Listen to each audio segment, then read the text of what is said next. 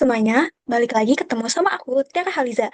Nah, di video kali ini kita bakalan bahas PPh tiga terlebih di royalti dan bunga. Jadi, yuk langsung aja kita mulai videonya. Oke teman-teman, jadi PPh pasal 23 merupakan pajak penghasilan yang dikenakan atas penghasilan tertentu. Contohnya kayak bunga, dividen, royalti, sewa, dan jasa yang diterima oleh wajib pajak badan dalam negeri serta bentuk usaha tetap yang enggak termasuk dalam pemotongan PPh 21. Nah, subjek PPh 23 ini siapa aja sih? Jadi yang pertama ada wajib pajak orang pribadi dan juga BUT atau badan bentuk usaha tetap. Nah, objek-objek PPh 23 itu ada banyak banget ya guys. Kayak tadi bunga, dividen, royalti.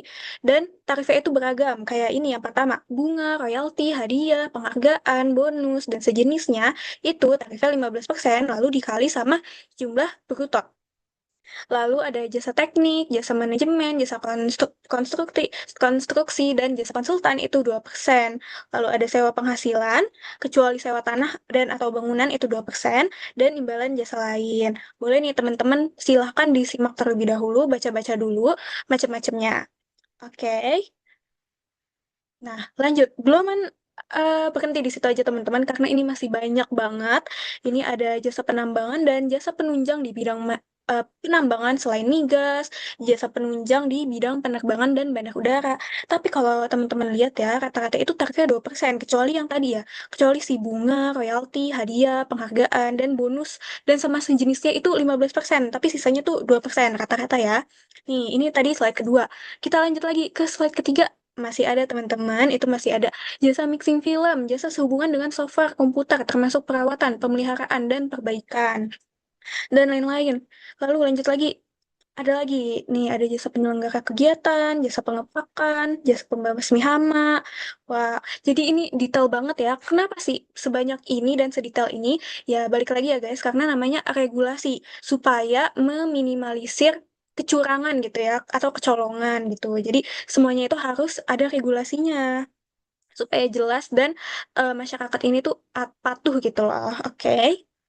Nah, lanjut.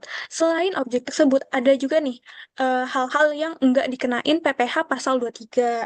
Di sini ada 7 macam ya, yaitu dari penghasilan yang dibayar atau terutang kepada bank, terus habis itu sewa yang dibayarkan atau terutang sehubungan dengan sewa guna usaha dengan hak opsi, dividen yang bukan objek pajak, objek PPh, dan dividen yang diterima oleh orang pribadi merupakan objek PPh bersifat final, dan lain semacamnya. Nah, mungkin aku bakalan mau jelasin yang bagian satu nih. Karena unik banget, penghasilan yang dibayar atau terhutang kepada bank. Balik lagi teman-teman, di hari ini kita bakalan bahas royalti dan bunga. Tapi kenapa kalau kita minjem ke bank nggak kena PPh pasal 23?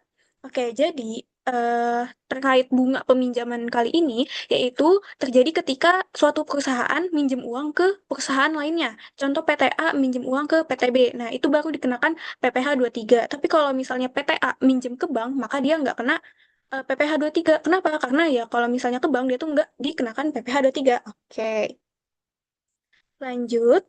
Nah, sekarang aku mau bahas terkait royalti dulu nih, teman-teman.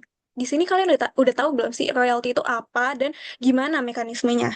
Jadi, menurut UU nomor 28 tahun 2014 tentang hak cipta, royalti ini diartikan sebagai imbalan atas pemanfaatan hak ekonomi suatu ciptaan produk, hak terkait yang diterima oleh pencipta atau pemilik hak terkait. Mungkin kalau teman-teman sering scroll sosmed, pasti pernah gitu ya dengar isu terkait royalti penggunaan musik di kafe. Nah, benar banget. Jadi kalau misalnya kita pakai musik atau sesuatu gitu ya, kayak hak karya orang lain, misalnya buku atau film, kayak misalnya kenapa di bioskop nggak boleh ngerekam diam-diam? Karena ya itu dia punya punya em, hak karyanya dia gitu, hak cipta. Nggak boleh sembarangan dipakai ya teman-teman. Nah, terus di sini dijelasin juga bentuk imbalan atas penggunaan atau hak menggunakan hak cipta di bidang kesusastraan, kesenian, atau karya ilmiah, dan lain-lain. Nah, balik lagi ke bunga. Bunga itu apa? Bunga merupakan pinjaman terutama untuk yang dibayarkan orang pribadi maupun badan. Nah, perlu dicatat apabila bunga dibayarkan kepada bank atau badan usaha atas jasa keuangan yang berfungsi sebagai penyalur pinjaman dan atau pembiayaan, maka apa tuh namanya peminjaman tersebut itu dikecualikan dari PPh pasal 23. Misalnya mungkin kalian minjem ke bank ABC gitu ya, itu nggak dikenakan PPh 23. Terus, atau mungkin kalian pinjaman online gitu ya, tapi itu kan pinjaman online biasanya fintech ya teman-teman, finance teknologi. Jadi termasuk salah satu penyalur pinjaman atau pembiayaan. Jadi dikecualikan dari PPh pasal 23. Nah, ada juga nih pinjaman tanpa bunga. Nah, mungkin teman-teman baru dengar juga ya, tapi biasanya ini tuh kalau misalnya syariah ya kan, kalau syariah tuh biasanya tanpa bunga. Nah, dalam kondisi seperti ini, transaksi antara pemegang saham dan perusahaan, pinjaman juga dapat diberikan tanpa bunga. Namun, dalam ketentuan pajak, pinjaman tanpa bunga oleh pemegang saham harus memenuhi beberapa syarat, yakni berasal dari dana pemilik pemegang saham, terus modal yang disetor itu oleh pemegang saham pemberi pinjaman telah disetor seluruhnya. Pemegang saham memberi pinjaman tidak dalam keadaan rugi dan perseroan terbatas menerima pinjaman sedang mengalami kesulitan keuangan untuk kelangsungan usahanya. Nah, kalau misalnya nggak memenuhi syarat, maka pinjaman bakalan kena bunga dan penghasilannya dipotong PPh 23. Oke. Lalu ada juga nih bawahnya, kalau pajak atas bunga, pinjaman terutang pada saat jatuh tempo pembayaran, penerima pinjaman wajib melakukan penyetoran atas pajak yang dipotong paling lambat tanggal 15 di bulan berikutnya. Terus bukti potong juga wajib dibuat dan diberikan kepada penerima penghasilan. Pelaporan masa dilakukan melalui SPT masa unifikasi paling lambat tanggal 20 bulan berikutnya dan lain-lain.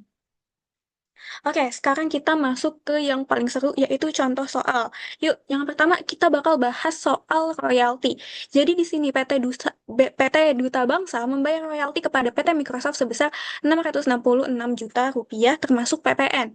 Untuk pemakaian software selama 6 tahun, maka hitunglah PPh 23 dan buatkan jurnalnya. Oke, ini udah masuk akuntansi perpajakan ya teman-teman. Gimana Kak cara ngitungnya? Jadi karena 660 juta ini udah termasuk PPN, kita mau tahu dulu nih DPP-nya atau dasar pengenaan pajaknya.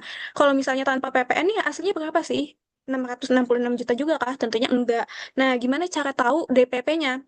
Caranya gampang banget yaitu kita kalikan aja 666 juta dikali sama 100 dibagi 111. Hasilnya yaitu 600 juta. Jadi diketahui nih kalau nilai aslinya atau dasar pengenaan pajaknya itu 600 juta.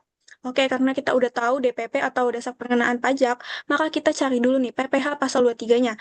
Karena teman-teman tadi ingat kan, kalau misalnya royalti, terus bonus, dan lain-lain, itu tarifnya 15%.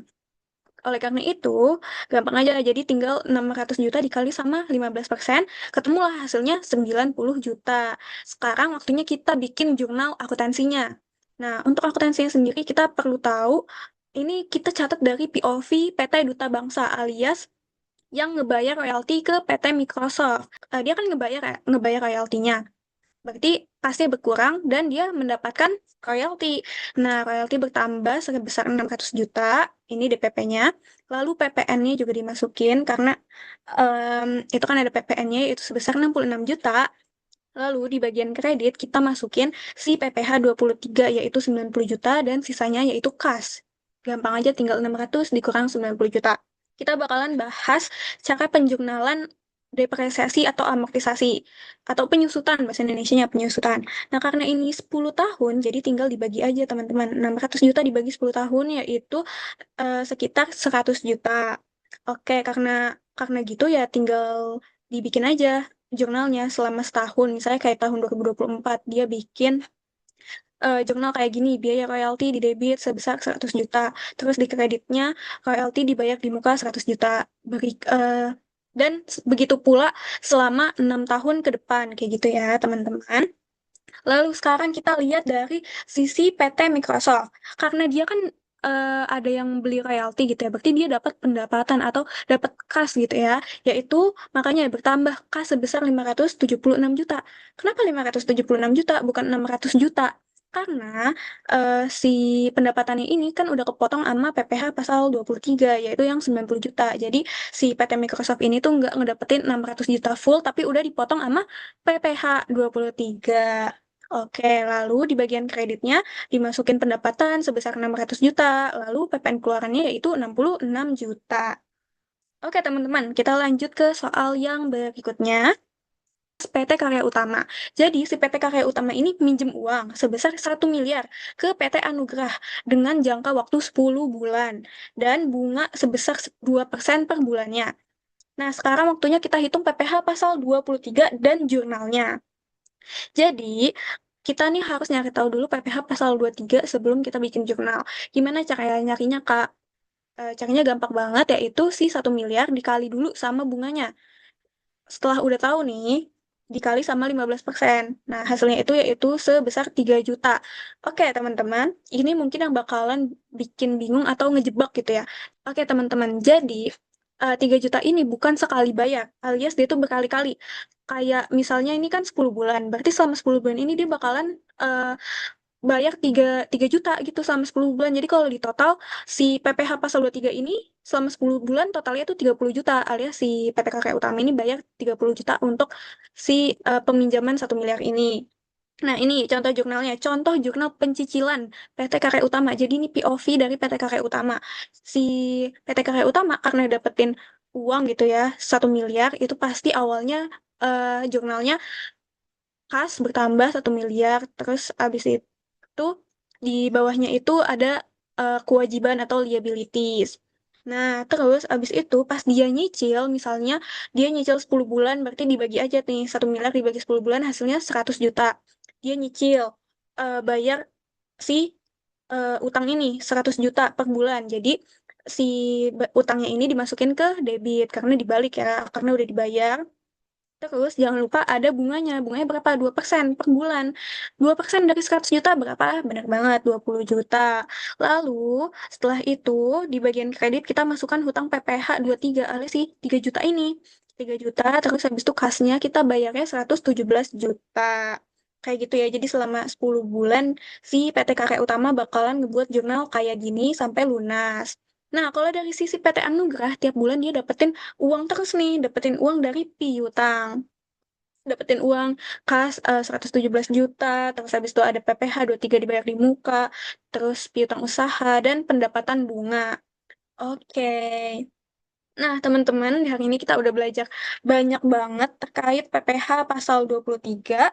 Mungkin sekian penjelasan dari saya, kurang lebihnya mohon maaf. Sampai jumpa di video selanjutnya.